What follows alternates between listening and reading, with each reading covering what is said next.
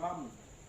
Jangan mengingini istrinya, hamba sahayanya, lembu atau keledainya, atau apapun yang dimiliki sesamamu. Demikianlah sabda Tuhan. Syukur kepada Allah. Bacaan kedua dari surat pertama Rasul Paulus kepada jemaat di Korintus.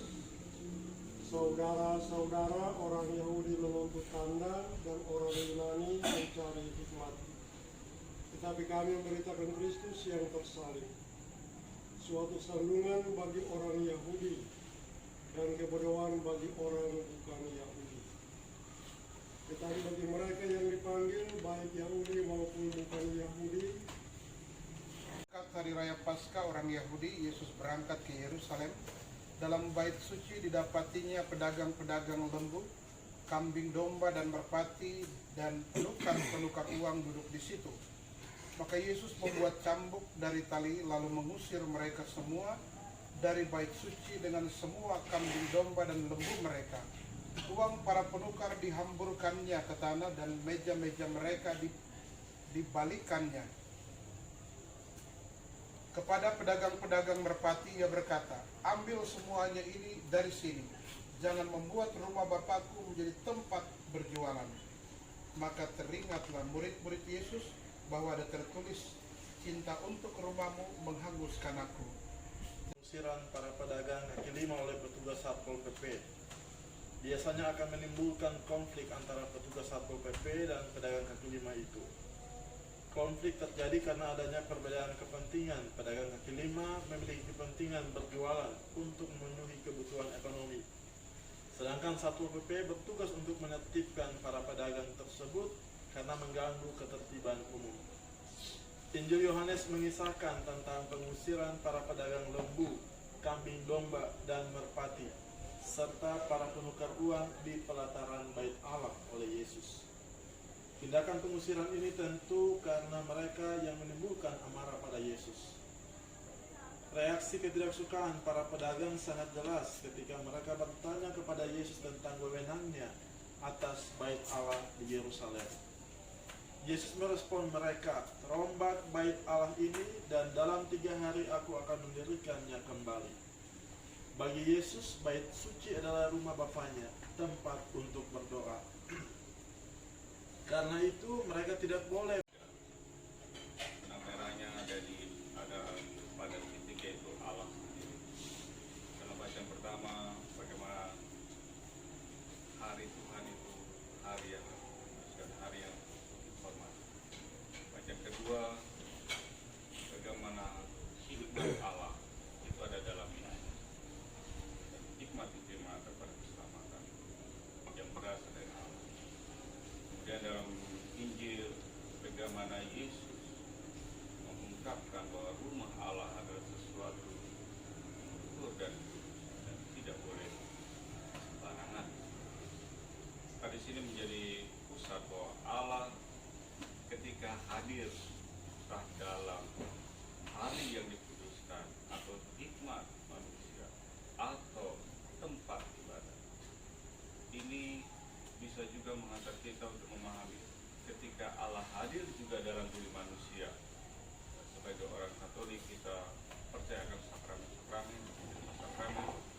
Artinya ketika orang sudah menerima sakramen yang menjadi tanda dan sarana keselamatan Allah, itu percaya bahwa Tuhan Allah hadir dalam diri manusia. Kalau kita menyadari itu sepenuhnya, maka sebagaimana kita menghormati hari Tuhan, sungguh-sungguh menghargai hikmat dari Allah, sungguh-sungguh menghargai rumah Allah. Karena ada Allah di situ, maka kita pun menghargai manusia yang telah menerima rahmat-rahmat sakramen dalam hidup kita.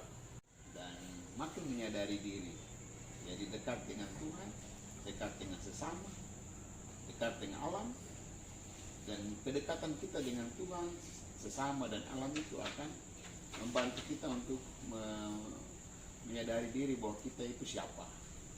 Dalam relasi dengan Tuhan, kita itu yang terbatas, yang selalu harus bergantung pada Tuhan. Dalam relasi dengan sesama, kita adalah sesama, saling menghargai, saling menghormati. Hilangkan itu dendam dan emosi, kedepankan itu human relation dan sebagainya. Dalam kedekatan dengan alam itu bagaimana kita menghargai alam sebagai ciptaan Tuhan yang juga berkontribusi penting untuk kesejahteraan kita. Dalam konteks seperti ini memang aturan itu penting, dan saya berharap aturan-aturan yang ada itu kembali menghantar kita untuk itu tadi, makin dekat dengan Tuhan sesama, dan kita menata diri hari demi hari untuk makin lebih sesuai dengan apa yang Tuhan mau.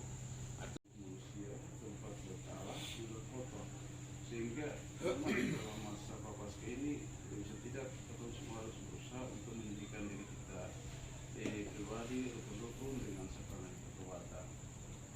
Yang kedua, Yesus mau mengarahkan kepada kita bahwa gereja fisik itu penting, tapi gereja tubuh manusia itu jauh lebih penting.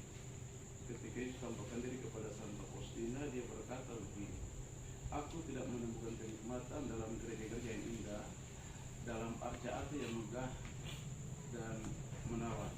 Aku menemukan kenikmatan dalam setiap hati manusia. Ini sebuah titik kritik besar sekali untuk kita. Kita berusaha sekuat tenaga sehabis menjadi bangun gereja. Bahkan kita sedang ada juga dalam masa di sini dengan arca Kristus Raja yang bersorak gembira 30 bita.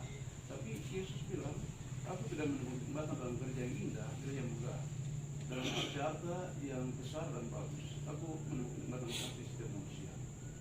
Itulah sebabnya Yesus katakan, Kebulah wa ta'ala ini dia akan berikan kita. Tapi dia mengatakan bahwa yang paling penting adalah gereja manusia, umat Allah, kita sendiri, dengan si Kristus atau bait Allah, itu yang paling penting. Jadi saya pikir dalam kita punya khotbah, mungkin kita bisa bicarakan tentang kita sedang upayakan membangun gereja, bangunan fisik. Tapi yang paling penting gereja diri kita sendiri. Kalau dalam diri kita kotor, bangunan fisik akan sulit sekali kita bangun. Saya rasa ini pesan yang mau disampaikan menurut saya, menambahkan saja, melengkapi teman-teman tadi sudah itu saja saya pikir. Bahwa Tuhan memiliki rencana, dan rencana itu hari demi hari diwujud nyatakan, ditampakkan dalam persekutuan umat beriman. Dalam konteks ini saya melihat secara faktual dalam konteks aksi kuasa pembangunan kita dalam masa prapaskah ini berjalan bersama membangun koinonia, persekutuan. Persekutuan. Gereja itu tidak bisa terlepas dari sebuah komunitas di mana dibangun sebuah koinonia, persekutuan dengan Allah, tapi juga persekutuan dengan sesama. Dan bacaan-bacaan hari ini, minggu nanti, mengajak kita untuk mewartakan nilai bahwa hakiki gereja itu adalah sebuah persekutuan, ya, koinonia. Bagaimana membangun relasi yang baik dengan Tuhan, dan bagaimana membangun relasi yang baik dengan sesama.